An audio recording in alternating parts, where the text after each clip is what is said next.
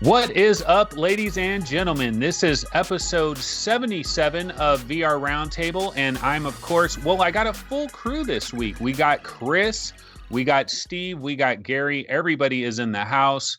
Let's kick it over to Gary real quick. Any minor updates going on there, Gary? I'm sure you're getting ready for Ready Player One later this week. Yeah, looking forward to that. So it's Good Friday over here in the UK on Friday. So I've got tickets booked to the cinema on that day because I wasn't expecting to work, but it turns out I have got something booked for work that day as well. But hopefully, it will only take the morning, so we can still get to the cinema. My son and I are really looking forward to it. Yeah. Can't wait. So I went ahead and bought tickets. I'm going on Wednesday. For some reason, the theaters near me have a showing on Wednesday, and I'm out of work on Friday, and I'm taking a couple of vacation days. So I got a really long weekend. We're going out of town. So I was torn between like not getting to it at all this week or seeing it on Wednesday. So I opted to go ahead and see it Wednesday evening. So is it like a midnight thing? No, it's at 7:00. Like I don't understand the releases, like, because normally, like, when a movie comes out, like, okay, it comes out this day, and then if it's something really big like Star Wars or something, they'll have the midnight stuff, like you were saying. So I don't know why it's available in my city, in all of our theaters on the day before, and it's not a midnight thing. Sweet. Chris, what about you? What's going on? I wasn't really looking into Ready Player One. I forgot it's coming out this week, but there's a showing at 7 here also, so that's cool. I'll definitely try to go to that on Wednesday. I'm good. Just hanging out. Alrighty, well, we do have quite a bit of news. I mean, this, of course, is the GDC week, and GDC has come and gone. There's been a lot of interesting news in a lot of different categories. Some of this stuff is a little bit old now because it happened on Monday and Tuesday and Wednesday, but we still think there's a lot of good stuff to talk about here. So we can go ahead and start things off with Vive Pro $799.99. It kind of was a shocker throughout the industry. Some people had speculated about this price, but most people thought, no way, it can't happen. And it actually did. And there was a lot of fallout from that, just a lot of craziness. We've kind of settled down now a little bit. And so I'll kick it over to Gary. Gary, what do you think about Vive Pro $799? Were you like blown away at first? Have you kind of calmed down now? Any plans of splurging and getting it? No plans of that. But a few weeks ago when we were talking about this, and Anthony, you're being a little bit modest because you sort of predicted this price. I think when we were all going through our price of the predictions of this device, and as unbelievable as it seemed at that time, you were right with your estimate of $799, and that was around the time when we were getting all these rumors of the original rumor that came out was that the HMD itself was going to be $350, and then later on we got these other reports of up to $799. And when we had that show, I was sort of the opinion, and I think I said this, where any price it is between those, $350 all the way up to $800, it wouldn't really surprise me.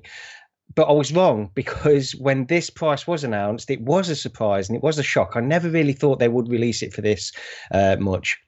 It's expensive, and to me, it just feels like HTC they just seem to have a slightly warped perception of the public opinion of this device. It seems like all of what they're saying make it sound as if it's much more of a significant upgrade than it actually is, by all accounts.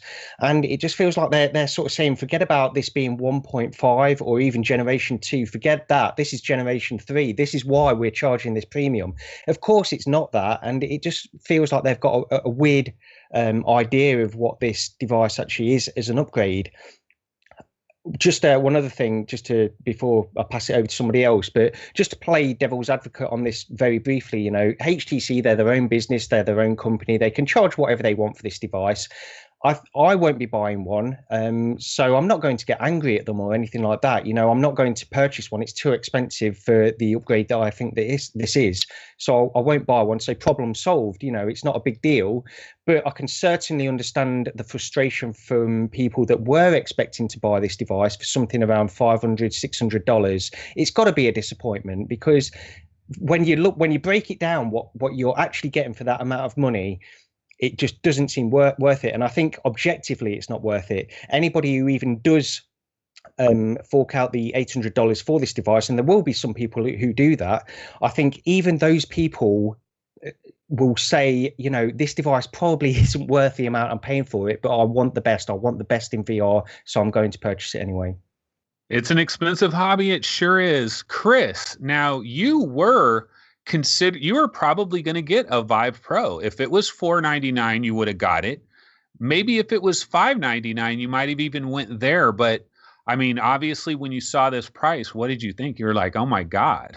Yeah, I don't know. I was probably more outraged I was one of those outraged people for sure. Like, after trying the Samsung Odyssey, I'm like, all right, well, these screens are better, but it's not even worth, like, you know, it's maybe $400 better or something like that. But I would never spend $800 for that increase in resolution. It's so tiny that, like, I feel like people who actually buy the Vive Pro are going to be really upset about it. They're going to be like, well, this is just like my normal Vive, but slightly better. And like, I don't really want to go back to my Vive, but it's definitely not worth the money, like in any stretch of the imagination, because we already have the deluxe audio strap. If you already have that, I mean, I guess ergonomics could be slightly better, but you know, no one really complains about them too much. So just all in all, I think it's not good. And like, I don't really know who's going to buy this, because it's really marketed towards like the pro consumers, you know, people like me or like us basically. And none of us, I think, want to buy this. So I feel like they just missed the mark. I mean, everyone seems to hate HTC right now.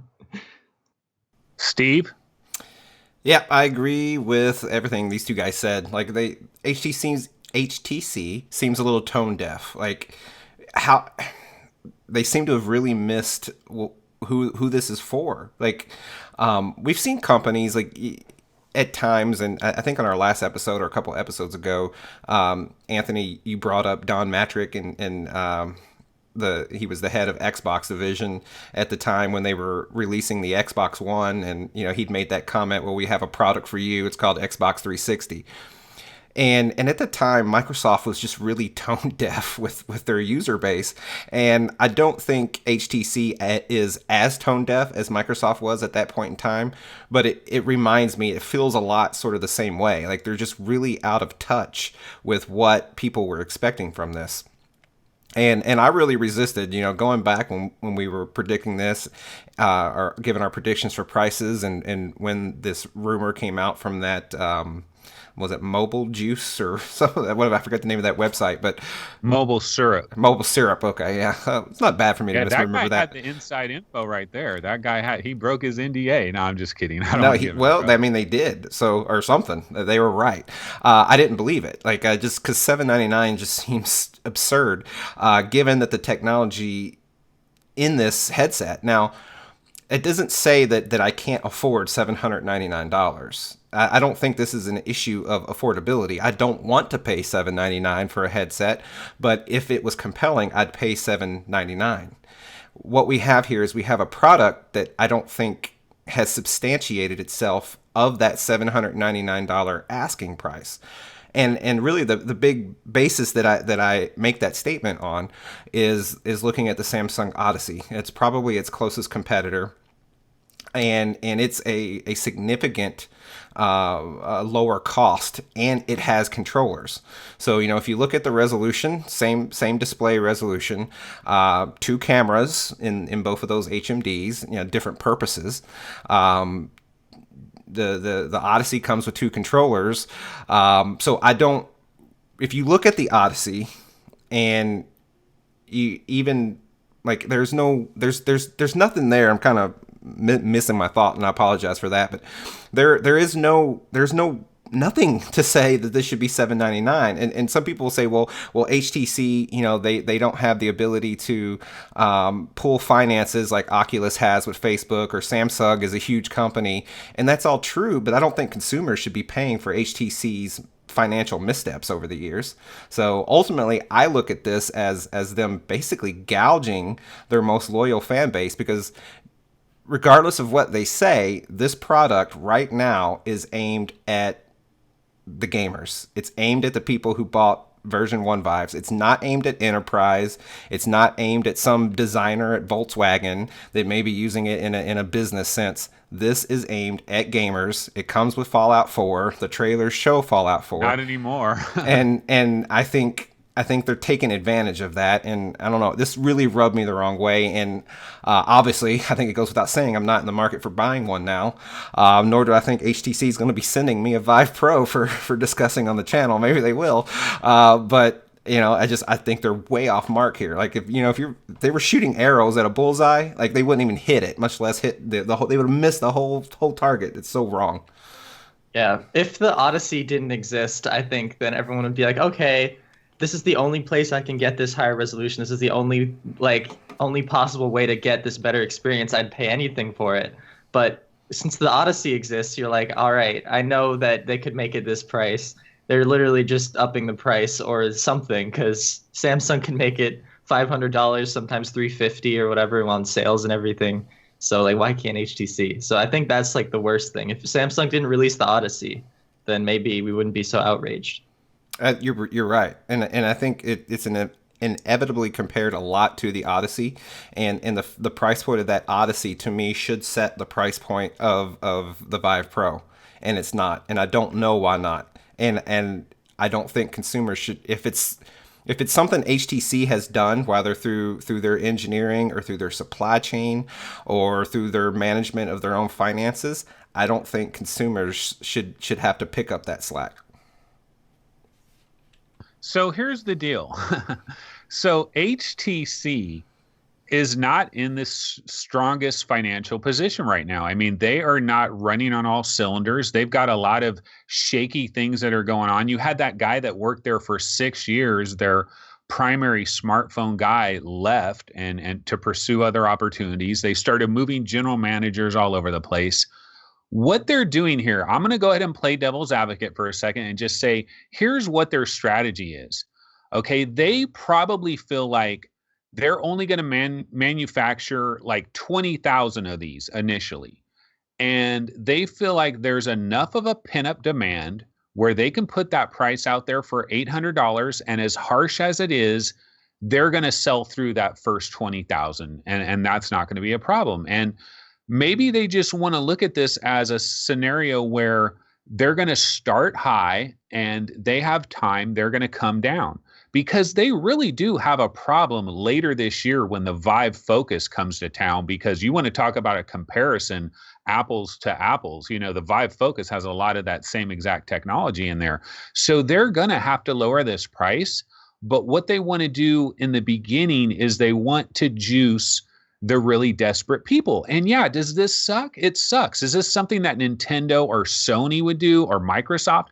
Probably not. But HTC is a much smaller company, and this is the one thing that they really have going on right now. And they have awareness out there. People are aware of the Vive. The Vive has an actual name brand. Like, they've stumbled onto something here because they're the only Steam VR game in town in the grand scheme of things. And so they're able to get away with this. Does it suck? Yeah. But, they're not in the best financial condition, and they want to squeeze some profit out. And so that's what they're looking at. I don't know. Does anybody want to respond to that, or do you guys want to head over to Oculus Go and Santa Cruz time?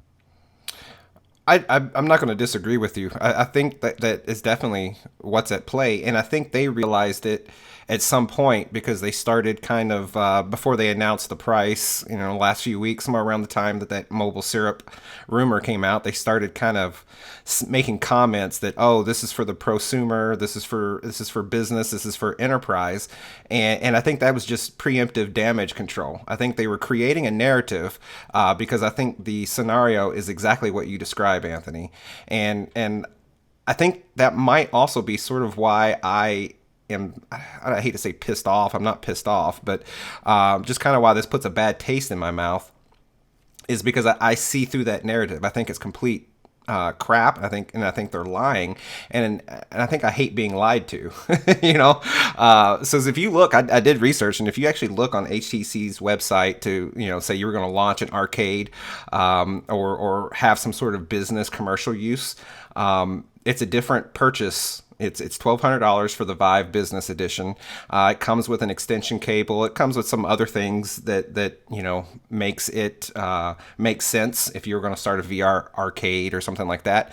But very interesting. There was a point that said, if you buy commercial, and I'm paraphrasing, anyone can go to HTC's website to see this information for themselves, but the point was, if you buy a commercial Vive, meaning the non-business editions, you're technically violating warranty and violating terms and conditions. So not only is the Vive Pro not really marketed towards business and enterprise, but you actually, if you purchase a Vive Pro and put it in arcade, you're actually voiding your warranty. So not only they backpedal and sort of lie to our faces, but BMW, they want to have 20 of them in the BMW showroom. It's not just arcade, Steve. No, that's fine, but they would be violating. If BMW goes out and does that, and that's fine. I understand why they might, but if BMW does that, they are violating the terms and conditions for which HTC will support them. So if they want that business support, if they actually want a warranty, and we know HTC will go any reason to deny a warranty claim through their horrible service, they will be violating that. So I fail to see how this is really truly anything more than them backpedaling and trying to do preemptive damage control by saying that this was in any way for business and enterprise. Yeah, I understand what you're saying. Absolutely. There's no question. And you know what's super hilarious too is I was about to go from this story, this $799 Vive Pro, directly to Oculus Go in Santa Cruz, and I was going to completely skip over the fact that the regular HTC Vive is $499.99, and this is exactly what is happening. It is like being buried. We're like ignoring it. Why are we ignoring this? This is actually a good deal, right? I mean, Chris, the regular HTC Vive is a $100 difference compared to the Oculus Rift. That's a pretty good situation, right?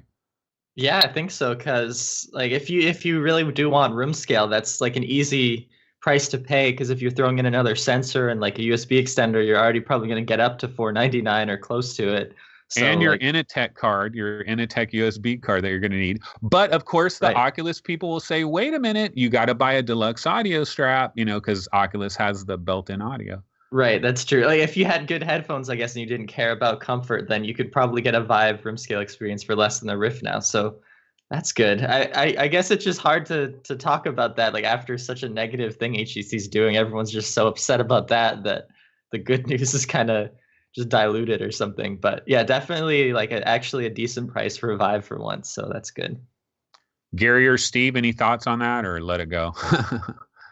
No, obviously, yeah. I mean, it's really, really good news, and I think it's putting it in the same bracket as you say. There's little things that you can comment on. The Oculus Rift needs this extra addition in order to make it room scale and this kind of stuff. You need the deluxe audio head strap, but they're more or less in the same bracket now. So it's great. There's real competition in that price bracket now, and I couldn't be happier that they've done this.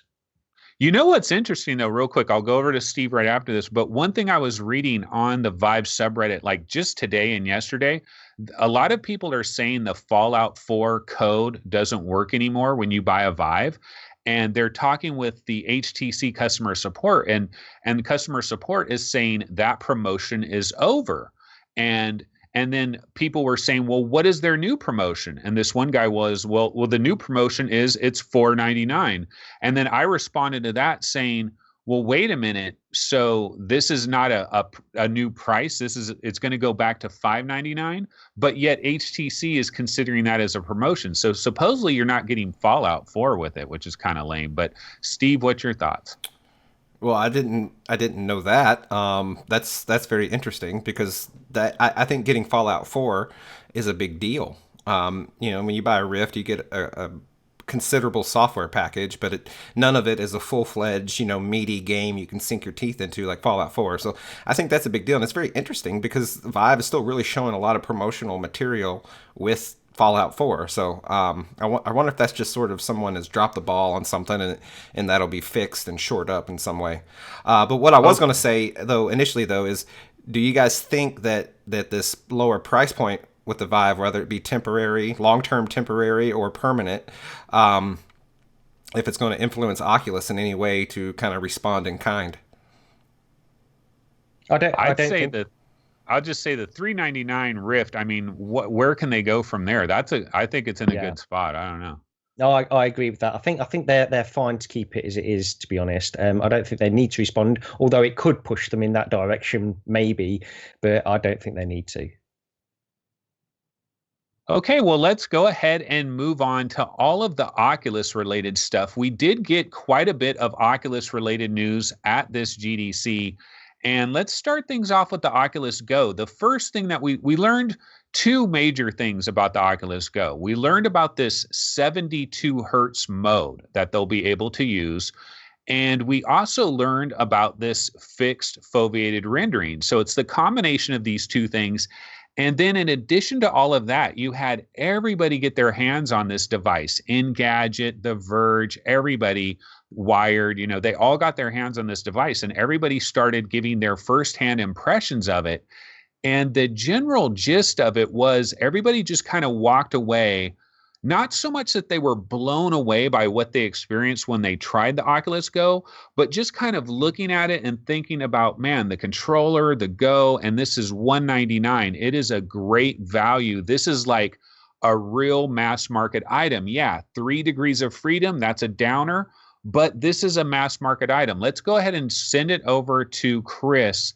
Chris, how do you think it all came out as far as the Oculus Go with 72 hertz, fixed foveated rendering, and just a great package overall? Yeah, I mean, it's cool that there are all these things that we still didn't know yet. Like that there was this whole 72 hertz mode that just kind of came out of nowhere. And like they should have announced that like at the beginning, but it just kind of builds all the hype for it. It does seem like it's going to come out relatively soon, right? Are there pre-orders or anything like that soon? I don't know if they announced that yet. F8, I think we can safely say it's F8. Yeah. Hopefully that's not the big news at F8, but yeah, no, I think that's super cool. Like the foveated rendering stuff looks really cool. They said like you basically won't notice the difference. It's all about increasing performance in little increments, and it just sounds like a way better Gear VR. So I think that's just amazing in itself. It's kind of sucks that, it has like the fixed like a storage space or whatever, but I don't really have to nitpick it because it's so cheap that I think all of us could like afford one and would want one just because it's easy to bring to people's houses and show VR. So I'm really excited about it. Yeah. I think that's the big takeaway from all the impressions that I've seen. As Anthony mentioned, a lot of people that have tried this have said, Anthony was right. It's not like they're being blown away by the quality of this device or anything like that. But for the price that it's going for, it just seems like incredible value. And I think that's the sort of the formula that Oculus have gone for with this. However, I will say that a lot of people have been commenting on the optics of this device and that kind of stuff. And there was this tested video where they had a hands-on with this, and they commented specifically how it seemed to be a slightly wider field of view, and also the clarity of the optics, the lower sort of God rays and this kind of stuff. It all makes me really enthusiastic about it. The only thing is it's 3 degrees of freedom, and I know I've mentioned this numerous times how I don't really have a big problem with that because of the price, and I still don't really. My only issue is that when Norm from Tested had a demo of this, he did say it's something that you notice. It's the first thing you notice with this device when you're coming from a Rift or a Vive, where you can just lean in and do these various other maneuvers with a VR headset. It's sort of a stark contrast going to the Go, and it might take a little bit of time to get used to that kind of stuff. I still think I'm going to be picking one of these up because overall the impressions of this are just incredible. Steve, what about you? I'm in the same boat. Like my hype, I guess, I don't know if you call it hype. My desire for this product, I guess, post GDC is elevated from where it was prior to GDC. And I think largely that comes with everyone's impressions are that it's positive, that it's nothing mind-blowing. It's a step down for sure in terms of experience compared to the Vive, Rift, and so forth, but it gains portability. I don't see myself playing a bunch of first-person stuff. In fact, I don't know if there's going to even be any like real first-person perspective content available with it at launch. I'm assuming it's going to get access to a big library of existing Gear VR stuff. I want it for watching video. I want it for maybe playing something like Ken or Lucky's Tale type content. And I think that's really where it's going to sit. And I find it kind of bonkers that neither Tested or Ars Technica or Engadget, anybody that I've seen cover this, and I've maybe not seen every article out there written on the Oculus Go at GDC, but no one wants to talk about gamepad.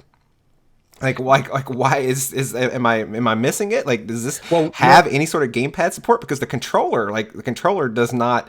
I know it's not 6 DOF, and that's fine. But the controller itself, it's a singular controller with a touchpad. Like, I'm not going to be able to play Ken with that thing if I don't think. Well.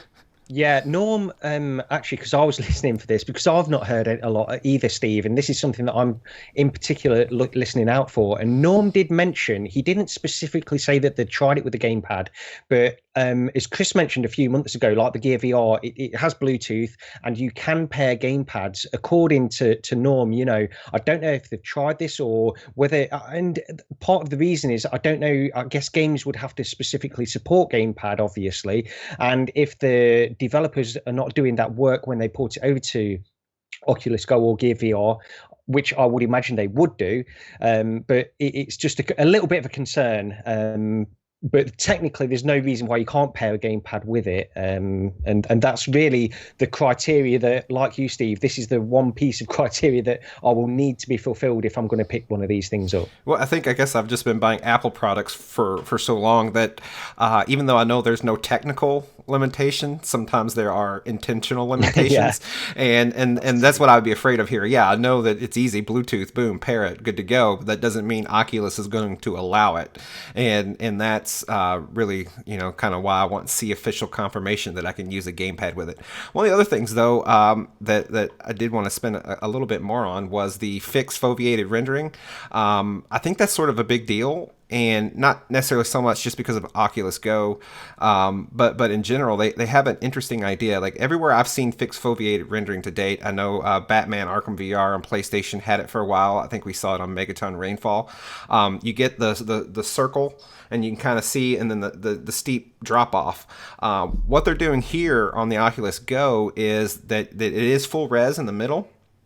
But instead of a steep drop off, it rose off in fractions of resolution. So the first kind of side that you see, and I'm showing a diagram of it now taken from the presentation, but it drops off to half res in some portions, then a quarter res in other portions. And as you get further and further away in quadrants, it becomes 1/8 res and even 1/16 res.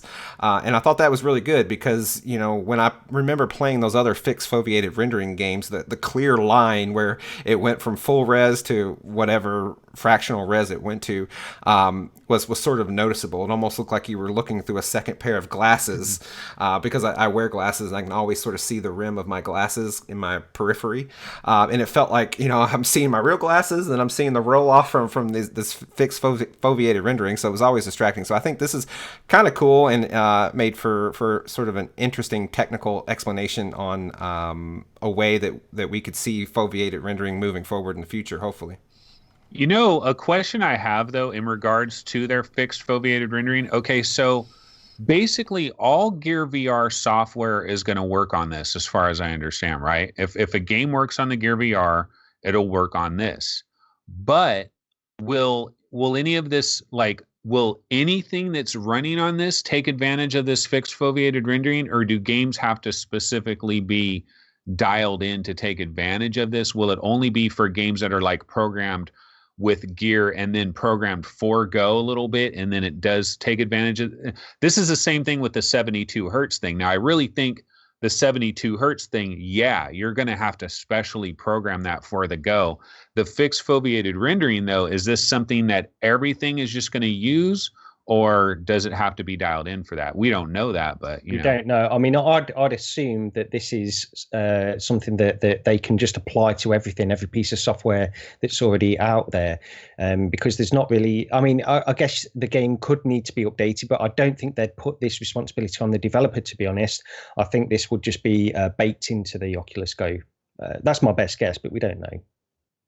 Okay, the one last thing I wanted to say about Go, and then we can move on to Santa Cruz, is like, I don't know, for me, when I consider this product, it is an interesting product because I've never played with any Gear VR stuff. I've never played a Gear VR, period. So this is a cool, interesting product from that standpoint because it would open me up to an entirely new world of software that I've completely ignored. And then you also have stuff like Kin that is going to run on it and might look almost very close to what the Rift version almost looks like as well. So it's kind of cool from that standpoint. But it goes back to portables, like having a Vita or having a Nintendo 3DS or whatever. Like, I've always had those things, but I never use them. I always buy them, and then I have all these plans of, oh yeah, I'm gonna play Mario 3D Land all the time, and then I just never do. You know, I might take it on vacation, turn it on one time, and then but if I was always flying on airplanes, the thing about like the resolution and all that, and for just watching video, like, there are some really good video experiences. I know we crap on a lot of 360 video and stuff like that, but there's some good experiences you can check out with 3 degrees of freedom in a headset like that. And being on an airplane, that would be awesome. Like, if I was flying all the time, this would be a must-have item in my opinion. You know, I've said that though, and I do have a trip coming up in late May. And if this is out by then, I can put my money where my mouth is, I guess. But you know, I don't know if I actually have. Man. I don't know that I have the. Yeah, I don't know if I will. Like, there's something like at first glance it seems so obvious, flag, man. But at the same time, I don't know if I want to be that guy. Like, you know, I'm the same. Like, yeah. And then I'm afraid like my bag is gonna get stolen from the overhead compartment or something because I have no security awareness. Like, you know, I don't know. Like, I don't know that I'm gonna do it. We'll see. And then my wife, she has told me that she'll divorce me on the spot, I guess, if I wear it when I'm out with her anywhere. So there's always that as well. Make it look cool. Put the googly eyes on the front of it. I think Oculus does need to work on their messaging here. Like for me, and I think for the 4 of us, this product is self-explanatory. It's a portable. It's a stripped down VR experience that's portable. But I see a lot of people on the YouTube threads where some of the Oculus Go footage is shown and on Reddit and such that seem to say, I have a Rift, why would I buy this? Or like it almost seems like Oculus needs to clarify exactly what this is for and what its intended purpose is, because there seems to be some confusion out there. I don't know. Yeah. Like, it seems so obvious. Like, why does it need to be explained? But maybe for John Q. Public, it does need to be explained.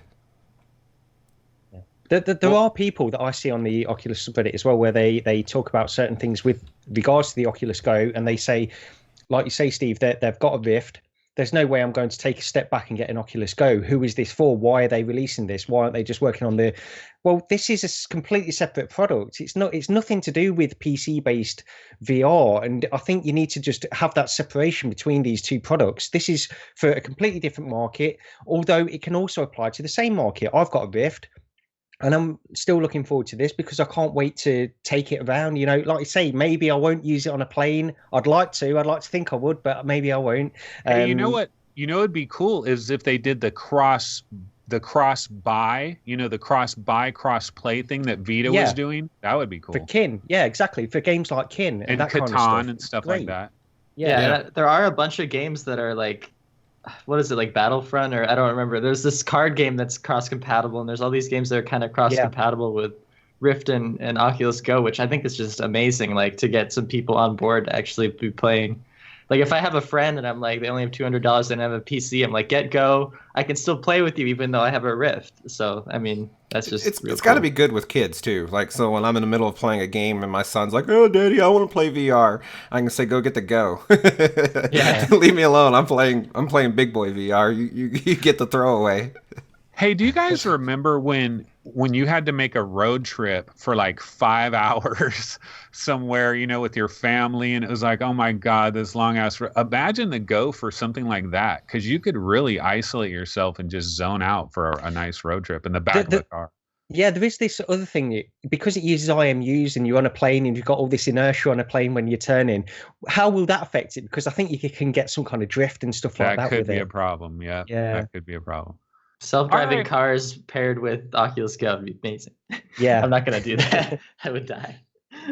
All right. So besides the Oculus Go, we also, of course, had Santa Cruz. Now, Santa Cruz is this interesting thing because where exactly does it fit in? And so basically, you have the Oculus Go 3 Degrees of Freedom with a 3 Degrees of Freedom controller. You have the Oculus Rift tethered with 6 Degrees of Freedom, legit controllers, legit hand presence, a little bit of room scale action as well. And then the Santa Cruz is like straddling the line between these two things. It's trying to give you a lot of what the Go is doing, but it's trying to be a little bit of a higher end experience than what we're going to get with the Go. And I don't know, it's interesting. One of the coolest things about this is the new controllers. They are redoing their controllers. They're adding thumbsticks to it. The controllers look really cool. And so this is also going to feature a 72 hertz mode, 60 hertz mode as well. We believe that the processor that's in there is going to be an 845 Snapdragon. So it is going to have some power to work with. But why don't I send it over to Gary? Gary, what is your thoughts on a lot of the Santa Cruz stuff that was revealed?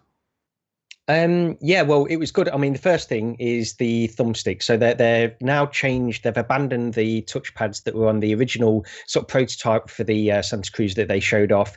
And, you know, I'm pleased that they're sort of trying to get some kind of parity with the touch controllers, because I think that's what most people would expect from this device. It's not, I mean, I'm not saying that the thumbsticks are the ideal solution to motion controllers or anything like that, but I think in this particular case, it makes perfect sense for them to do that. But this is the real device for me that I'm looking forward to pretty much more than anything else that's been announced so far. The Oculus Go is great, and I think it's priced correctly. I think it's priced perfectly, actually, for what that device is. But it's, as we've mentioned, it's probably not going to blow anybody away. It's going to be very much as expected. Whereas this device, it's portable, and you get motion controllers. You feel like you've got more of a presence within the VR world when using this. At least that's my assumption. So this is the one that I'm really, really looking forward to. I can't wait for this to get get more details on this. I don't think we'll see it this year, but hopefully maybe, you know, early to mid next year. That would be great. Chris, I'm going to send it over to you, but one question I have for you is like, so the Santa Cruz, yeah, it can give you that Rift-like experience because the controllers are very similar to Rift, and it's a higher end headset, but still the graphics, you know, how good are the graphics going to be on a Snapdragon 845? Is that going to take us where we need to go? Like, is it going to be too much of a trade-off just to have the freedom of just being able to put it on and turning it on and being able to go? Yeah, I mean, I feel like a lot of the games that aren't optimized too well just won't exist on this, which will kind of be a bummer, but I think it's just up to developers to really optimize the crap out of their games for this stuff, because I think it is doable to make games look well on this type of hardware. They just really have to work very hard on it. And it does sound like Oculus is like, all right, we have foveated rendering now. We're trying to, you know, they'll probably have all this space warp stuff on this too. Maybe that could help. Like, well, who knows how that will all work out. But I'm really excited about Santa Cruz just because, like, it's almost better than a Rift in like every way that I would care about, because I'm like, I don't even have to set up sensors. I just like go in a room and like map it out really quick, or like I can just go in a gymnasium and like it's all tracked like instantly. That type of stuff is just so cool. I feel like, you know, the average person wouldn't use it in those ways, but like since it's untethered, you can just like go in like a giant room and walk around and have no like complete freedom. So that's like what I'm most excited about, definitely. But I mean, yeah, that's just going to be an amazing product. I don't know. The graphics might be like a real downgrade, but I think I'd still, you know, for things like Kin or something, I think I'd still prefer using the Santa Cruz. Steve, what about you? Does the Santa Cruz product like fit in with something you're interested in, or is it like, I don't know. What do you think about it?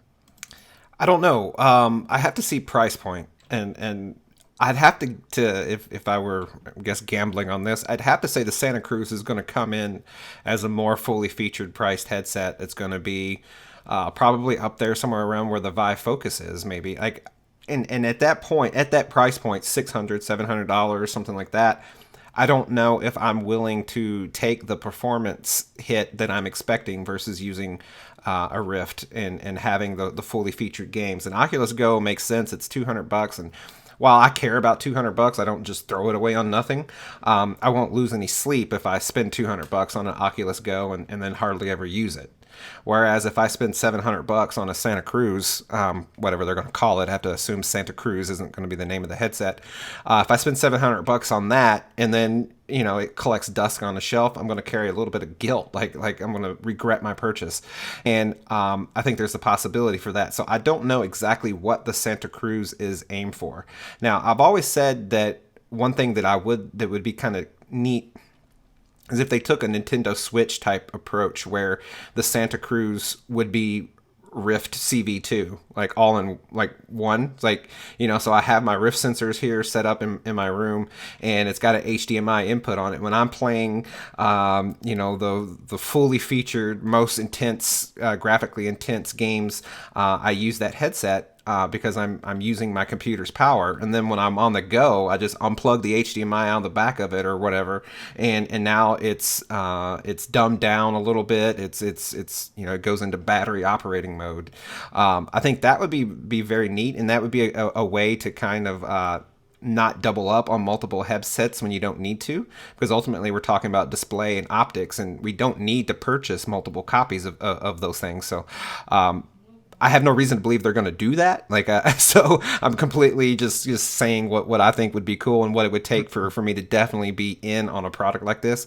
As of now, I'm not sure if it's going to fit for me. Between Go and Rift, I don't know where this slots in at, and I don't know if it's worth having a Santa Cruz if you have a Rift and a Go.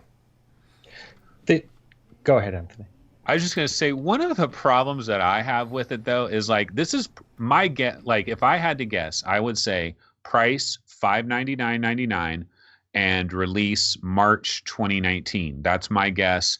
But one of the problems I have with it is I think if you're releasing a VR headset in the year 2019, you need eye tracking. I think eye tracking, we need to start to move to the world of eye tracking. And that Qualcomm design, they worked out a deal with Tobii. Tobii is going to be built into that Qualcomm reference design. It has that Snapdragon that supposedly Santa Cruz is rumored to be using the same chip. But this one's going to have eye tracking. They're almost competing with each other in a very similar way. So that's going to be an interesting little battle there. But one cool thing, though, about the Santa Cruz is, imagine, because this is an untethered headset, right? You got your 6 degrees of freedom controllers and your headset, and it's untethered. Now imagine if you could have a multiplayer game with 3 other people that have Santa Cruzes in the same living room or something, you know what I mean? Where you're all in the game. Somehow it can pair up to 4 Santa Cruzes together, where they can combine their tracking so they can see the other people, so you can avoid collisions and stuff. But to imagine a Borderlands game or something where it's 4 of you, you're playing in a big ass living room and you each have your own little space to work in. That would be super cool. Yeah. The just of where this device slots into sort of the lineup, the Oculus lineup, I think that's an interesting point to make, because it's not as clearly defined as something that I was talking about earlier, where you've got the Oculus Go and then the Rift. It's a very clear line between those two devices. Whereas because this one is slotting in the middle of the two, I do wonder about the software support. And nobody really knows the answer to this, whether it will sort of have dumbed down graphics for a Rift in this type of in the Santa Cruz, or whether it will use sort of Oculus Go kind of games that have been upgraded or ported over to the Santa Cruz.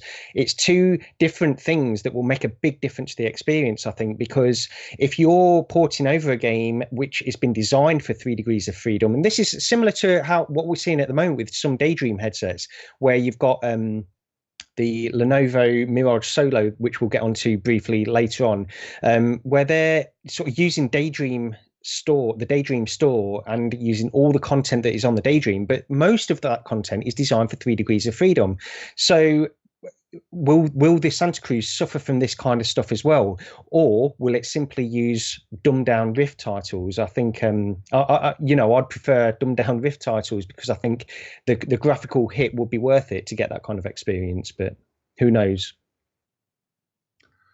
Yeah, so why don't we go ahead and move on? We have a few more minor stories to get to, and then we have a little bit of games discussion. But let's talk for a quick second about the Vive Focus. The Vive Focus supposedly will be coming internationally later this year. We're assuming it will hit the USA as well. And honestly, I think the biggest question you have with the Vive Focus, it actually goes back to the number one story we had, which is the Vive Pro and that $800 price. Now, the Vive Focus in China, the way I understand it, with the Chinese taxes and all of that that goes along with it, you're paying about $600 US roughly for a Vive Focus. So if it were to come to the USA and be priced at $599.99, say, the comparison between that and the Vive Pro is really kind of weird when you consider all the same technology is in both, but the Vive Focus actually has all this additional technology as well. So I do see a little bit of a marketing problem there, but why don't I kick it over to Steve? Steve, do you have any interest in the Vive Focus? What's your thoughts on this launching internationally? Do you think it's going to be able to compete with all these other headsets? Not really, and it's not anything to do to knock the Vive Focus. It could be very good at what it's aiming to be. It's a lot like the Santa Cruz conversation for me, because I don't know exactly where this is supposed to be. I don't know who this is exactly for, and I don't know why someone would want to pay $600 or whatever, $700 for a portable headset if they're going to get Gear VR type experiences with 6 degrees of freedom. And I'm not saying that I know that is what those experiences are, but I do know that you're not getting Skyrim VR and Fallout and stuff like that on the Vive Focus. So what's its point? So that's really my only critique against it, and I'm levying the same critique against Oculus Santa Cruz. But you do make a very good point in comparing it to the Vive Pro, and I actually meant to bring it up when we were talking about it earlier. Spot on. I agree with you. We're actually agreeing a lot today, which is unusual, and it's.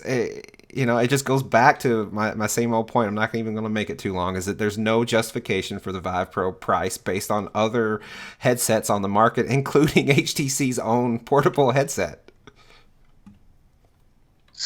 Chris, any thoughts about the Vive Focus? I mean, I just, I don't see the reason to pay so much more just to get 60 degrees of freedom on the headset if it's not in the controllers as well. Like, I'd pay an extra $100, I feel like, if I could have my hands and stuff, but if it's still a 3 degrees of freedom controller, I just have like no interest at all. That's why, like, if Santa Cruz ever came out for like 600 or something, instantly way better deal than the Vive Focus ever would be. So that's really the worst thing for me, is like, come on guys, if you can track, if you can track the headset, why not design the controller to be tracked as well? I don't know. It's disappointing. You know what I like about the Vive Focus, though? It has a cool look. I like that baby blue look. I like its styling. I think they actually did a good job with it. It's the complete opposite of the Vive Pro with those freaking things sticking out on the side. I think it's a cool looking headset. Gary, any words about it? No. I was just looking because I saw this pop up on Amazon the other day, and I can actually order one now for £699 off UK Amazon. It's being shipped by somebody called Dr. Yeast, and I think he's just getting it from China and then shipping it out to us over here, but it's not a bad price for £699. Although, yeah, I agree with Chris. Overall, because it's only got 3 degrees of freedom controller, I don't have a great deal of interest in purchasing it. I'd love to give it a try. I'd love to try this combination of 6 degrees of freedom headset with a 3 degrees of freedom controller, just to see how that balances out.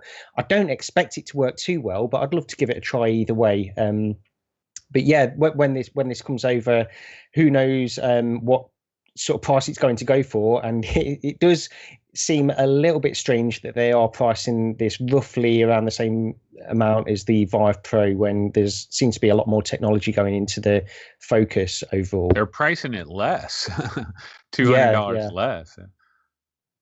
Okay, so let's go ahead and talk about also at GDC. I mean, we had AR as well. Magic Leap was there. they had a little talk, and they did release their Lumen SDK. A lot of people in the Magic Leap community were wondering, Magic Leap, if they're really releasing a product this year, they got to get that SDK out, and they did deliver it. So they released the SDK. We learned a lot of interesting stuff with the release of the SDK because a lot of information came along with that. For example, eye tracking has been confirmed. There's 6 degrees of freedom in both the headset and the controller. It supports 8 hand gestures, spatial audio, multiple depth of field display. The field of view now, that's a question mark. Some people are wondering if the field of view is around 58 degrees, somewhere in that range. Some people have done some experiments with the Magic Leap emulator to try to determine this. We know that multiple apps can run simultaneously, and there has been a few little videos that have kind of come out that have been showing some demonstrations of the occlusion that it's capable of dealing with. I'm going to go ahead and bounce this over to Gary. Gary, a lot of Magic Leap information has hit. We know this thing is on the way.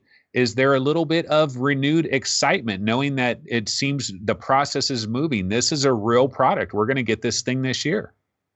Yeah, I mean, it's definitely sort of renewed some excitement in me, and just seems when now the developers have got access to this SDK and they're making some of these things using the emulator. It's pretty impressive, I've got to say. Like the occlusion thing in particular is the thing that impresses me the most out of this, and I think that's the thing that's been demoed more than anything else. But it all comes back to the fact we need to see this hardware, and if this hardware ends up not fulfilling all of the things that the software can perceivably do, then it's going to be meaningless, really. So it still comes back to the fact that we need to see this hardware. We need some hands-on. We need to get tested access to this device so they can give us a thorough video on how well this thing really performs. But I am excited. They just need to send me to Florida, baby. Send me to Florida. I'll be trying this thing out. But let's go to our resident Magic Leap hater, and that would be Steve. I'm not a hater.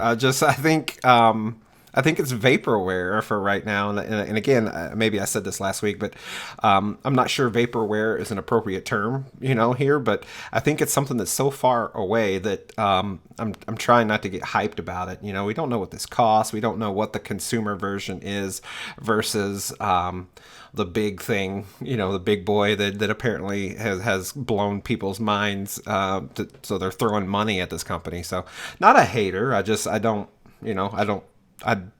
I'm containing any sort of optimism until I see something. I'm inherently a skeptic. I'm a man of science. I'm an engineer, and I'm supposed to be skeptical of things until I see evidence otherwise. And Magic Leap has no evidence other than, and I'll credit them for this, other than the truckloads of cash people are giving them. That is a pretty good bullet point of evidence, but I need to see more before I'm going to get excited. But Steve, for me, all I have to do is look at all the people that are sitting on the board of directors. The people that are sitting on the board of directors of that company, that's like the Illuminati. I mean, it's basically the freaking Illuminati. The amount of people, the amount of powerful people that sit on that board is really quite ridiculous. And I just don't believe these people are idiots. They know something. We don't know what it is, but they know something. Chris, what about you? You're kind of on the sidelines here, but I know you're interested in all these products. You're interested in these AR products as well. I'm sure you're interested in HoloLens to some degree. Magic Leap, like, what do you think? Because, I mean, you're on the outside. You can give us a completely unique perspective. I mean, I'm very excited about it for sure. Like, I have to do a job search every week for jobs in the game industry, and like, a good half of the jobs out right now are Magic Leap. It's ridiculous how much they're hiring and how much they're trying to build up their game development team. So, I mean, this is just another example of that. Like, it's just ridiculous. They're hiring more than I've seen any company hire so far, and like they're expanding rapidly. And I think this all points to something. It points to a release of something sometime soon. Otherwise, why'd they be, hiring and spending all this money on things? But yeah, as for the SDK, like it does look really promising. It's really cool that it has hand gestures. Like, I just want to see all this stuff work. I wish they had a demo of something at GDC, but maybe next year hopefully when I go to GDC, they might actually have like a demo of the stuff, or it'll already be out by then. So.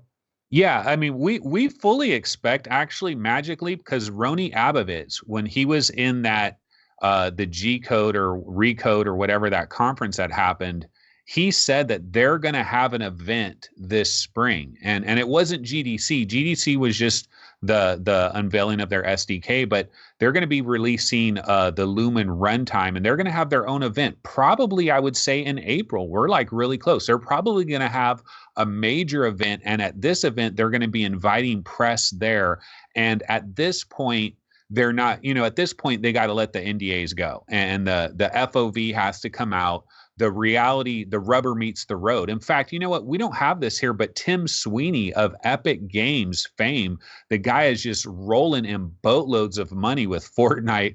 The Epic Games is just unbelievable what they have going on with that. But they announced that they're going to have Unreal Engine 4 is working with Magic Leap, and he had a ton of incredible things to say. Like, he was ranting and raving about Magic Leap. He was basically saying in the next 2 to 3 years, he believes there's going to be 10 million early adopters for AR. 10 million. And what product is he talking about? He's talking about Magic Leap. And he basically said that Magic Leap is when the rubber meets the road, which kind of was a straight up disrespect to HoloLens, basically saying like HoloLens isn't like, this is when the game begins, when Magic Leap enters. And you know what? I'm going to tell you guys real quick why I think Magic Leap, why I think there is something special going on here. And it's probably different than what you guys think. Okay. So going back to this Magic Leap thing, we know they had some incredible technology that they showed people. It was called the Beast or the Bench or whatever it was. It was this big, huge thing with scaffolding coming all off you, wires everywhere. And at one point it was decided that like there was this one point where we heard this information come out that they weren't going to be able to miniaturize that. And that was going to be the critical problem. They couldn't miniaturize it. And so a lot of people said at this point, what they did was they pivoted and they created a HoloLens Me Too product. And so this isn't even the magical thing that Magic Leap was able, like they had to switch up and create a HoloLens Me Too project. But see, even if that is true, I still think this thing is going to kill. And the reason I think it's going to kill is the amount of money that was poured into this company is beyond your wildest dreams. Okay. And this money, see, the factor is they've hired so many engineers in so many different fields. There is so much tech that is going on inside the Magic Leap 1. It has so many different sensors. It senses your facial position. It senses your body pose. It's scanning the room around you. This thing is doing shit that no other hardware is doing. I really feel like they're maybe 3 years ahead of anybody else. And it's not so much that their holograms are going to blow everybody away, because one of the biggest downers we found out is Magic Leap cannot do black. It cannot, there's no shadows. So it's going to have to trick with not being able to do these black colors. We know the FOV. Well, that tells us right there that it's the imagery is projected. Something is being projected onto something, because that's an issue with anything being projected. You can't project black. Anytime like either you have video front projectors or laser pointer, you can't project the absence of light. So that's sort of a giveaway into what some of the technology is. There's there was this podcast that I listened to last week, and it was called The AR Show. This is sort of a relatively new podcast that came out, and it had this guest on, and I apologize, I was trying to find the guy who was on this show, but he was sort of an industry... Carl Guttag, probably. Exactly, yeah. He's very much a Magic Leap skeptic.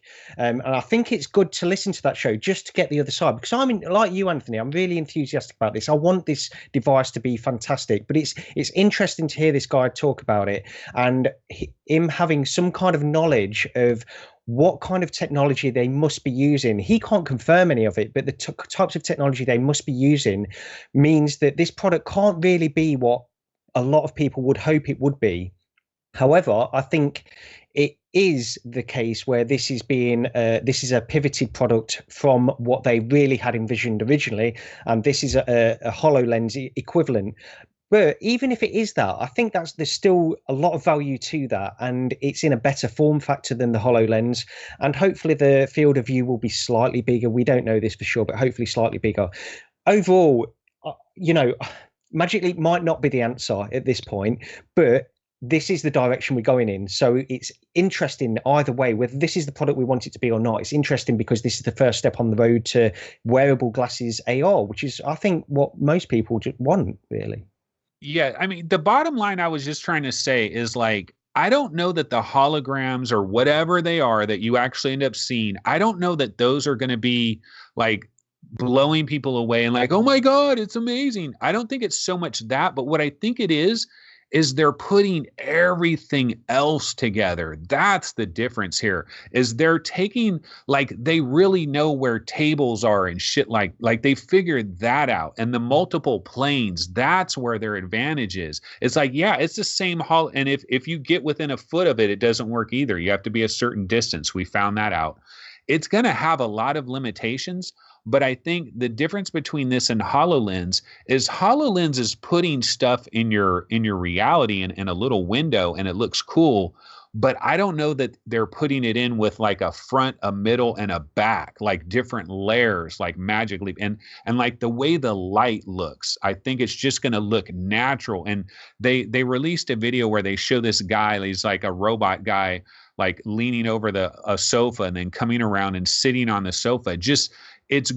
What it's going to do is it's going to look at your living room, and it's going to look at your sofas and your rugs and your TVs and your TV stand, and it's going to analyze all of that. And it's going to create these magical little scenarios that are going to take place over your living room. Imagine if you were like a 7-year-old kid and you used to play with like army men and stuff. Now imagine it with like freaking soldiers, like a army battles, wars taking place on your living room carpet. That's what I think is going to happen with this. That's why I think it's going to be next level. Anybody else? All right. Okay. So let's go into the next story we have. Well, the Lenovo Mirage Solo is the release dates, I believe, have been announced. Let me go ahead and kick that over to Gary. Gary, you had this. Yeah, so I wanted to just include this very quickly because it's interesting news, because we're getting some of these standalone headsets coming out now. And the Lenovo Mirage Solo is a standalone Daydream VR headset, which was announced a while ago, but now it's going to be released in the United States in May and in the UK in June. And this is sort of the first... It's not the first one, but it's sort of the one of the major players that is releasing this kind of headset where it's 6 degrees of freedom with a 3 degrees of freedom controller. And it seems to be for a reasonable price, $400. So I think it's worth, just keeping this one in mind, especially when you've got things like the Vive Focus, which is sort of, I guess, in direct competition with this thing. This is sort of at a lower price point, and something just keeping in mind for people that are looking for a standalone headset and would rather go for 6 degrees of freedom rather than just the 3 degrees of freedom of the Oculus Rift. I'm interested in this as well. However, part of my concern is the fact that it's Daydream, so it's not quite got so much of the content is on Oculus Rift and Gear VR and that kind of stuff. But that's not to say I'm dismissing it entirely. I'm still interested to see where this product goes. Chris or Steve, any comments on that? Or okay, let's move on to the Skyrim minimum and recommended PC specs. Those have been announced. Obviously, Skyrim is a huge game. It's coming very soon. We got completely broadsided with this announcement of Skyrim. Now we have to know, can we actually play the thing? And there is very good news here, because it basically looks like if you were able to play Fallout 4 VR, okay, you should be perfectly fine with Skyrim, because the specs have dipped down a little bit. Steve, do you want to go ahead and cover the change in specs? Yeah. Well, I don't have the Fallout specs next to me here, so I don't know how it compares to that. But for a minimum, they're calling out an i5 6600K or an AMD Ryzen 5 1400 or better, 8 gigs of RAM, and a GeForce GTX 970 or an AMD RX 480. And then for the recommended, they're calling out an i7 4790. I have a 4790K, so I'm good there. Or a Ryzen 5 1500X, also 8 gigs of RAM. And then on the graphics side, a GTX 1070 or an AMD RX Vega 56. GB. So I believe that is a tick down from Fallout 4, and I don't know if anyone actually plays Fallout 4. It's got the performance good on it. I know it doesn't look quite as good as it should for me. But I have a feeling, though, that Skyrim will perform a lot better, and I have a feeling, and this is not based off of any insider knowledge, that they're probably not using the Skyrim SE or whatever the enhanced edition they came out with not too long ago, but the fact that they're actually pulling the old school code, the 7-year-old code, and making that one VR. That's what they did for the PlayStation VR version. It used sort of, for lack of a better word, base Skyrim instead of Skyrim SE, and I'm guessing they're doing the same thing here. Yeah, I'm just looking at the specs for Fallout 4 VR, and they're pretty much the minimum specs for Fallout 4 VR are in line with the recommended specs of Skyrim. In fact, it's saying that you really need, for the minimum on Fallout 4 VR, you're looking at a Skylake processor, so a i7 6700, which is really quite a high spec processor, really. So yeah, I'm looking forward to playing this, because hopefully this means that you can ramp up the super sampling a little bit and get a slightly clearer image on this as compared to the PSVR. Yeah, I mean, since it runs on PSVR, I'm way more hopeful about this. So I think I have a lot more hype just because I feel like I'm actually going to be able to run the thing at a decent frame rate. Yep. Alrighty, and the last story we have is Budget Cuts is going to be released on May 16th. I believe it's going to cost $30, and the single-player version lasts somewhere between around 7 and 8 hours of playtime. Tested had a video where they were talking about like Oculus Go and Santa Cruz, and they also had some hands-on time with Budget Cuts, and there was some different footage of the game I'd never seen before. I don't know if you guys saw some of this tested footage, but Budget Cuts looks pretty cool. Chris, any thoughts? May 16th. I mean, that's good. That's close. I didn't actually see the footage of it yet, so I don't know how much different it looks, but I mean, that's a reasonable price. I think that's a reasonable ballpark if it's, 7 to 8 hours. And is there multiplayer or something? Because you said like the single players. Yeah, no, I mean, it's just a single player campaign as far as I know, basically. Yeah, no, definitely sounds good. Like I'm hype about that. Gary, any thoughts?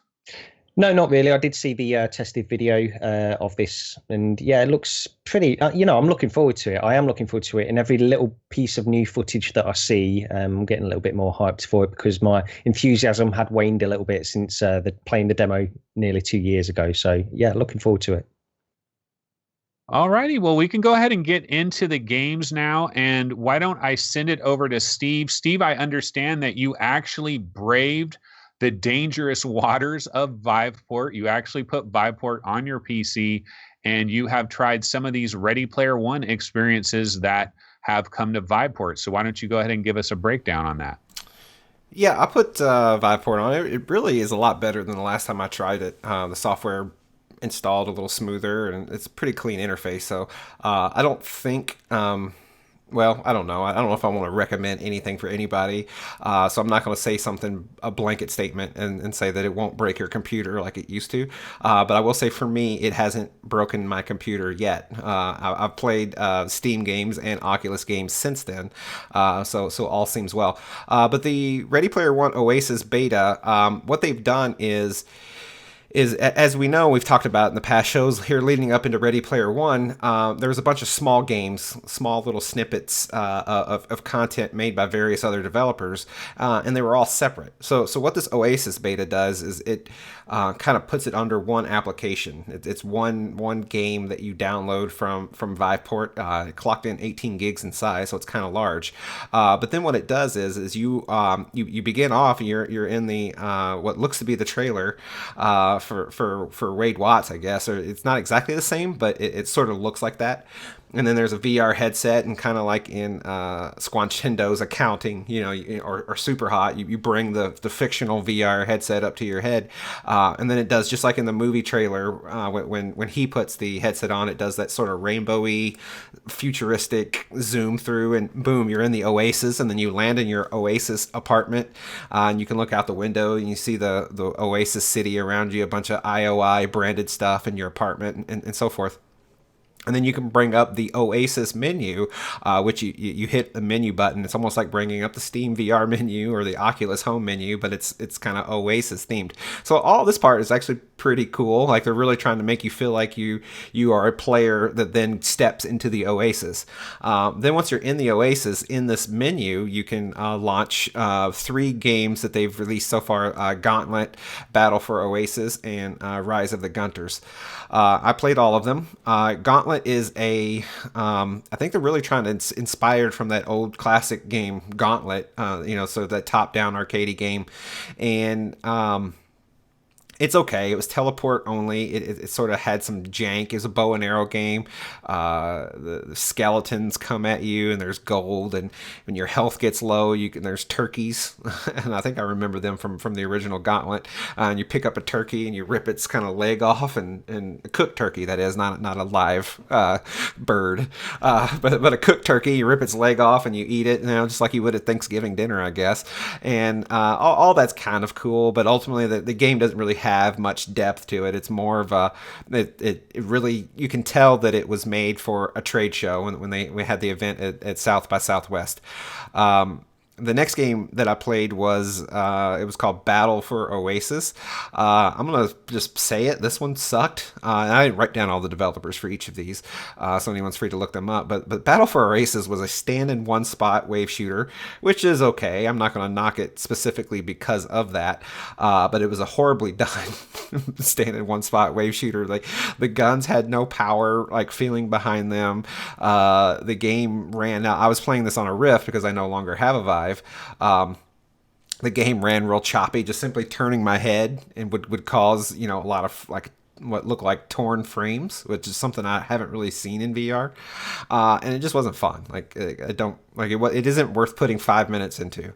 But then the last one that I did play was Rise of the Gunters, and that's the one I think made by Driftwood, and this one had some polish to it. It was a real twitchy. You drift, I guess, and it's kind of where they get the drifter's name. You don't walk on the ground. Your character is kind of floating a foot or so above the ground, and he just kind of floats around. And in this one, it was just real twitchy, fast shooting gameplay. I played with one other person. It was online. I didn't know it. It just kind of put me into an online match, and it was pretty fun. It was very arcadey, very very fast. Again, very very twitchy. You're shooting IOI looking agents, and you're in this kind of weird desert pyramid thing with skulls and giant speakers around you, and it had some kind of rock metal music playing, and that one was pretty fun. So I recommend giving this a go. The two standout things here are the fact that they simulate the Oasis, and you go into this Oasis beta, and you have that whole interface that you're dealing with when launching these games. And then Rise of the Gunters is worth playing a couple matches of that. Hey Steve, have you ever played that game Gunheart? Yes. Okay, because Rise of the Gunters, that's Drifter Entertainment. And when you look at the video of it, it looks like a skinning of Gunheart. You know how you kind of float off the ground on Gunheart, like how you're moving around real fast or whatever? Yeah, you can definitely see the similarity in the assets there, but this is much faster. It's like if you take Gunheart and play it at 2 times speed. It's and it pretty looks quick. Like they added like a lot of retro arcade style splashing around. Yeah, I was going to get to that. It reminded me a lot of Galaga.